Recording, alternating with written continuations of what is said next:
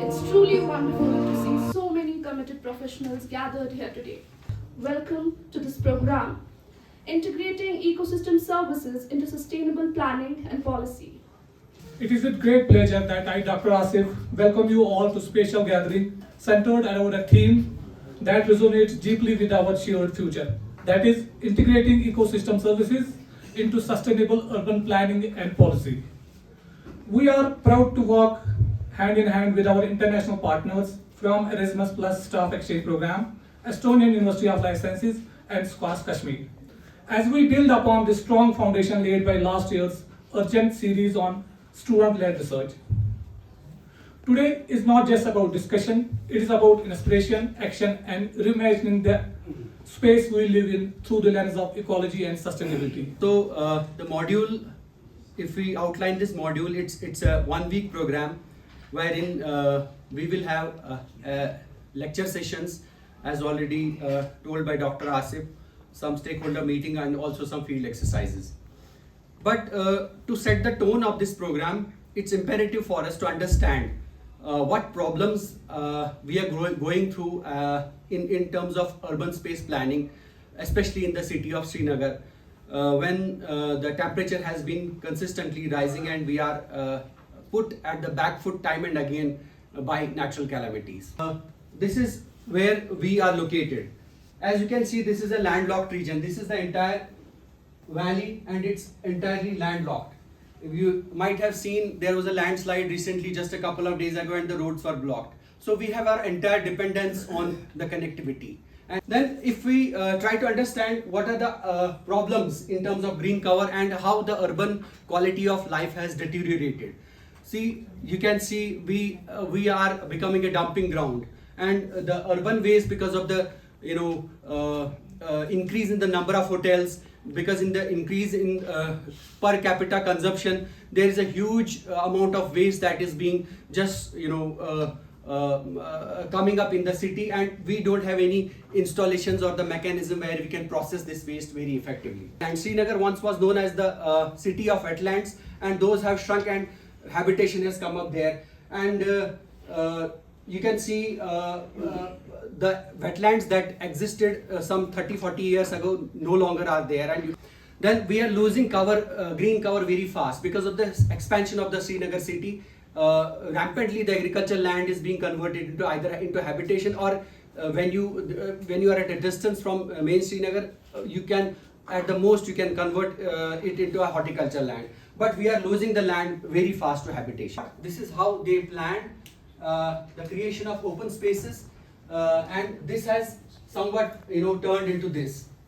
This is what they planned, and this is somewhat there has been some remarkable progress in the last couple of years in terms of the implementation of smart city mission, and some green parks, some open spaces for strolling of the public have come up nicely. For all this kind words, really feeling privileged and very happy to be here again. I had great memories. I must say that indeed all the materials, all the lectures I have, they're mostly based on the European perspective. On one hand, it can be very different from the Indian one and from the Kashmir one. Like geographically, culturally, we have so many differences. But on the other hand, I think it also can be very useful because it provides different perspective on familiar issues. And hopefully someone who is sitting in this audience and next day going to be the Minister for Environment or any other important person taking important decisions will think, hey, but I know how they do this in Europe, probably that's also a good idea for us. And So today's program, which has been devised, that is the integrating ecosystem services into sustainable urban planning and policy, is a very hot topic of today's world, because if we look at today's world, we see that the world at present is facing one of the most important crises, that is the climate change. So it's not only confined to our state, but it's confined to the whole world. We see over here also, in Kashmir also, for the last so many years, so we are seeing that there is rise in temperatures over here, there is erratic rainfall is there, and then droughts are also there, and just now Dr. Akhlaq was talking about the fires in our forests, they are there. So this is the change which we have been seeing for the last so many years. For the information of Dr. Anton, I will like to tell you that in our state, normally we receive precipitation in the month of December to March. About 90% of the total precipitation in our state we receive during these months. But for the last so many years, we have seen that this period, right from December to January, it is completely dry period. We have lost our environment. We have lost our clean soils. Just 50 to 70 years back, we had our soils were very healthy. We had an organic carbon of about 1 to 1.5% in the soil.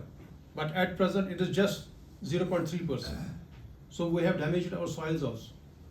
Looking at the health, we in Kashmir, yearly we use pesticides to the tune of 700 crores in our apple orchards. It is one of the highest in the country.